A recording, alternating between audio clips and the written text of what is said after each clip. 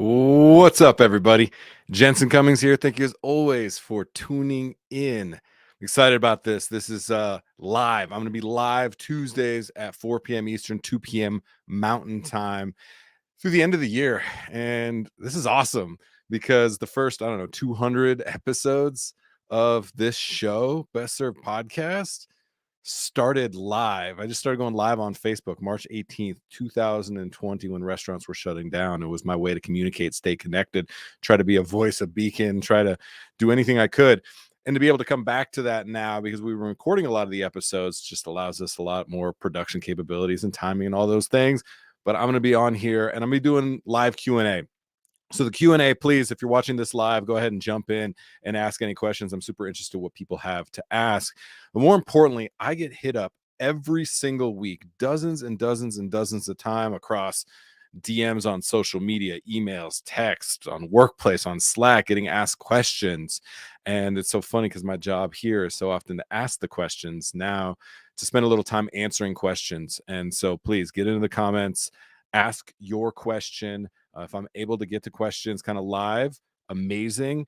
I will be going back into the comments if this is a replay that you're checking out and kind of dialing in questions that I want to focus on the next week from the prior week's show. So make sure and get in and ask your questions. What I've been recognizing is a lot of the questions that I get asked, I've been copying and pasting a lot of parts of my answers to people because I get asked the same questions in nuanced different ways because the context of your situation can be completely unique, yet the overarching and underlying answers, if there's such a thing, seem to be very, very similar. So you'll kind of see that thread. Today, what I want to talk about specifically is this question I get asked in a variation of ways. That's, how do I charge more money for my work?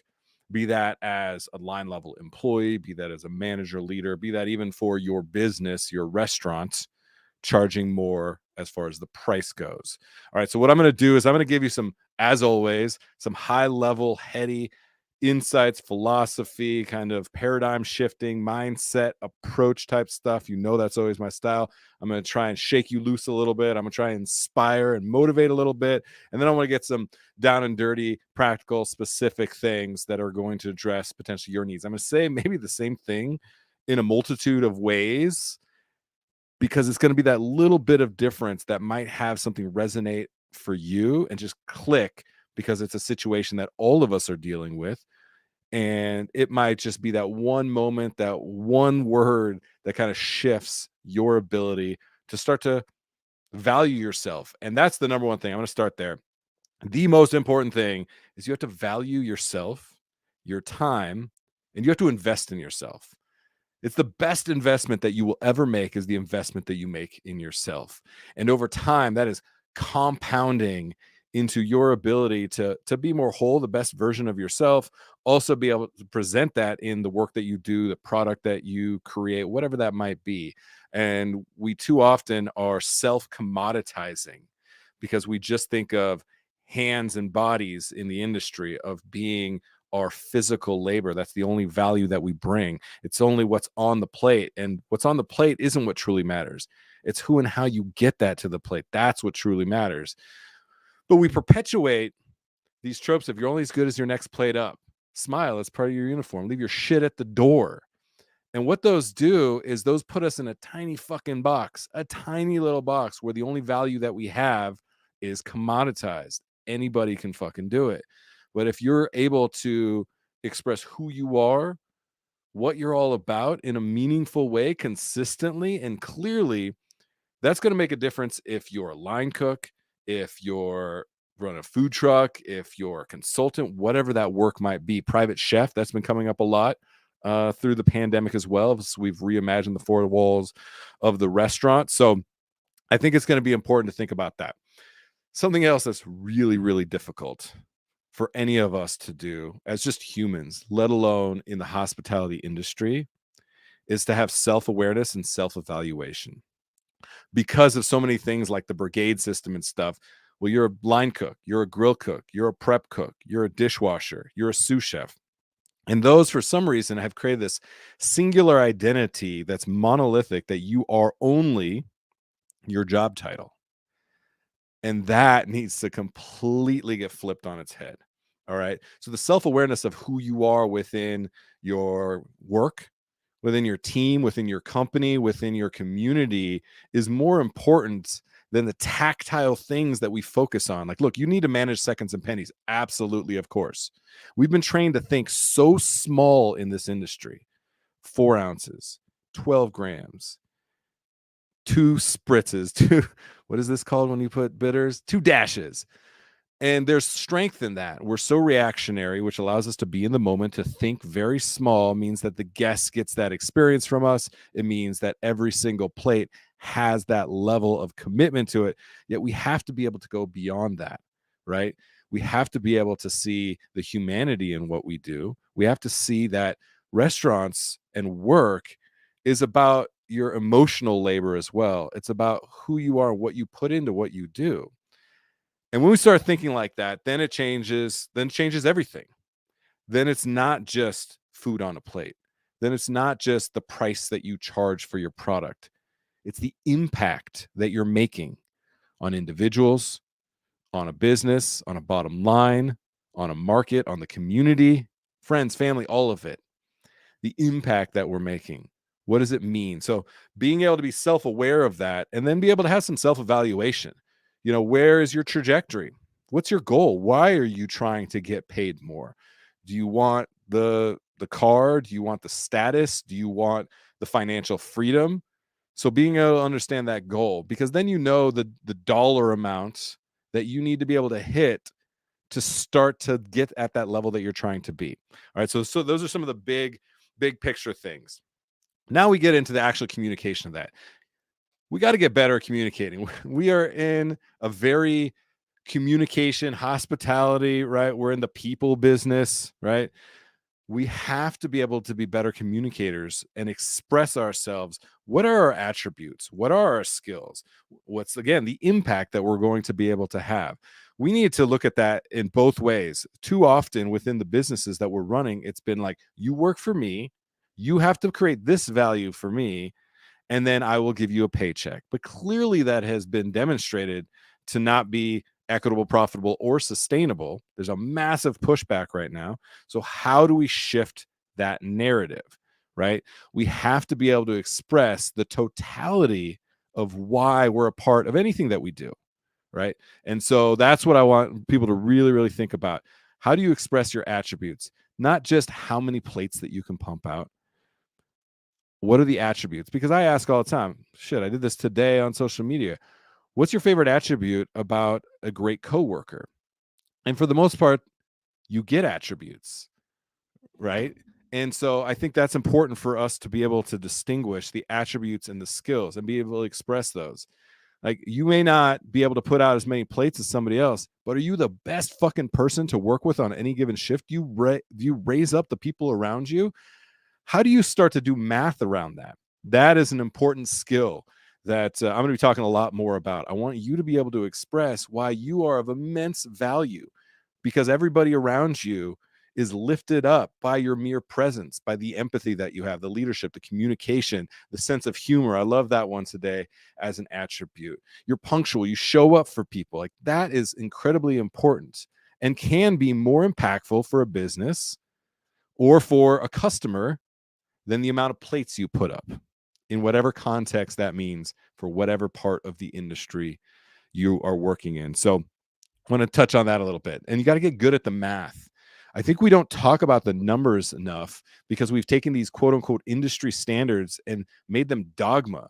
Like, they're the only way to have success in this industry. The truth is, they're fucking bullshit for the most part. They actually lead to a lot of inequity in the industry and are not a sustainable and viable model, right? And we haven't invested in the right things. You have to invest in your most valuable asset, people. And we haven't done enough of that, and that's been exposed, right? And so we're seeing that.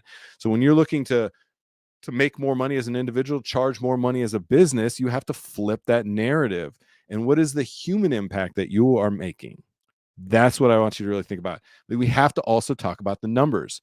We're not able to do that. We don't have open book management quite often, so that an employee can tell you the impact they're having on the numbers, because they understand them, because we teach them, because we talk about them. We don't just manipulate the small things. We also think about the big numbers and the impact as a whole. But we don't talk about that. And we wonder why we're self commoditizing at all levels of the industry. All right, let me see. I got a couple more things I want to touch on.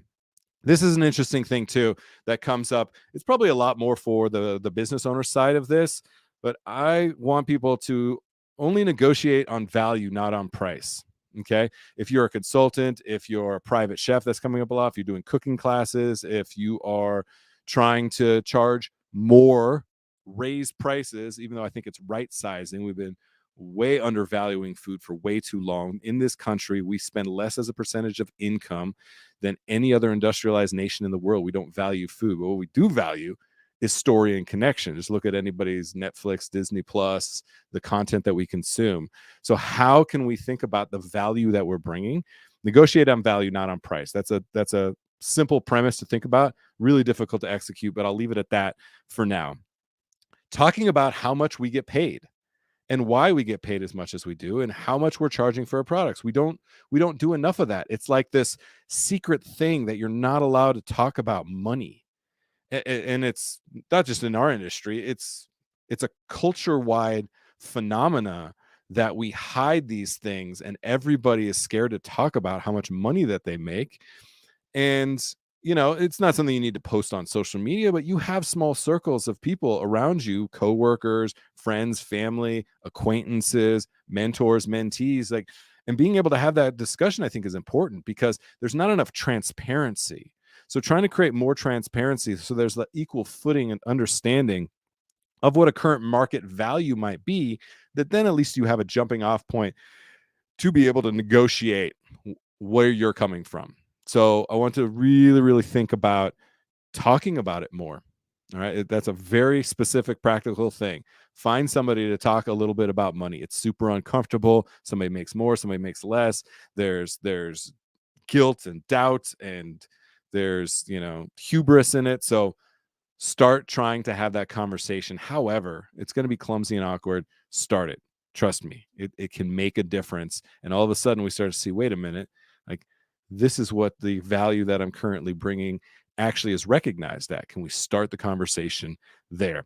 Another way that this plays in, I got a couple more things for you. And these are going to be short, like 15 minutes. So I want to bring some value. You can check this out, on your break, hopefully, and then get back to a service if you need to, or spend some more time. And if you guys are into this, I might do these for longer too. Wages and benefits. I've been talking about wages and benefits, wages versus benefits, talking about how important benefits are. We're way, way, way behind the times in this industry. All right. The big thing to understand there is I want to see people understanding what the minimum living wage is, what is comfortable for the job that they're doing, the expectation that they have within any given market, and then create that floor. And I want you to negotiate or for your business, give higher benefits. One of the big reasons is the tax implications on both sides of the equation, I think, are important for us to address. Your income, if you're hourly paid, if you're W-2'd employee in any way, shape, or form, anybody, your income is the highest taxed. Your benefits are not. So if you're thinking about trying to get 70,000 or 80,000 as an arbitrary number, take 70,000 and get yourself $25,000, $30,000 in benefits. That's going to be a really incredible way to have a bigger take home for yourself. And then on the business side, you usually have, depending on your market, I budgeted at 1.4x when you're thinking about other liabilities like payroll taxes, potential workman's comp. And so you want to understand that giving higher benefits is also going to shift the narrative around what it means to create retention in our industry, which is fucked beyond recognition. What are we at, 130% turnover rate right now? That retention is huge. The impact that that's going to make for the individual, for morale, for quality of life across the board, huge impact. And then the last thing I want to touch on super, super quick. This came from a question. Alan Plemons, I mentioned Hands and Bodies, he's the one, a chef, that made me think about how we are turning ourselves just into body parts. Like, we're not fucking whole human beings. Another reason we are commoditizing our physical labor in such a detrimental way in this industry, especially. So hourly versus project things. Again, this is going to be more for people who are potentially on that. He himself is on the private chef path. I want to get away from charging for your services hourly as much as possible. You should be getting paid for the value and experience that you have, right? What you can bring to the table as far as impact, not just, again, commoditizing the amount of time. I do not want to get dinged financially because I'm fucking fast at stuff, because that's what I've put a lot of time and effort into. I'm obsessed with how much time things take. If something that takes most people an hour takes me 22 minutes, I don't want to get paid for 22 minutes. And I also don't want to get paid what somebody else might get paid for an hour of time. I want to get paid for 3 hours of that time. That's the multiplier that I really want you all thinking about. I'm going to talk about that a lot more because that is not fucking easy to figure out how to do. But that's it for today. All right. So if you're watching this on replay again, get in the comments, ask a question, DM me. You know that I'm available. Chef Jensen Cummings on Instagram, Jensen Cummings on TikTok, Best Served Podcast. Hit up all the channels wherever you are watching this right now, wherever you're listening to this right now. If it's LinkedIn, if it's YouTube, comment, ask a question, tell me about your experience. I am trying to bring as much value into this ecosystem as possible because we need to start talking about this stuff. We need to start valuing ourselves at a higher rate. And I'll be on Tuesdays, 4 p.m. Eastern, 2 p.m. Mountain, probably about 15, 16, 20 minutes, something like that. And I'd love to be able to answer the questions that you all have to ask. Some of them I'll kind of group together. This one's probably going to come up more and more. I want to get micro with people on something very, very small and specific, potentially, would be good as well, because somebody else is absolutely going through what you're going through. All right, that's it. I hope you go and value yourself, invest in yourself a little bit more.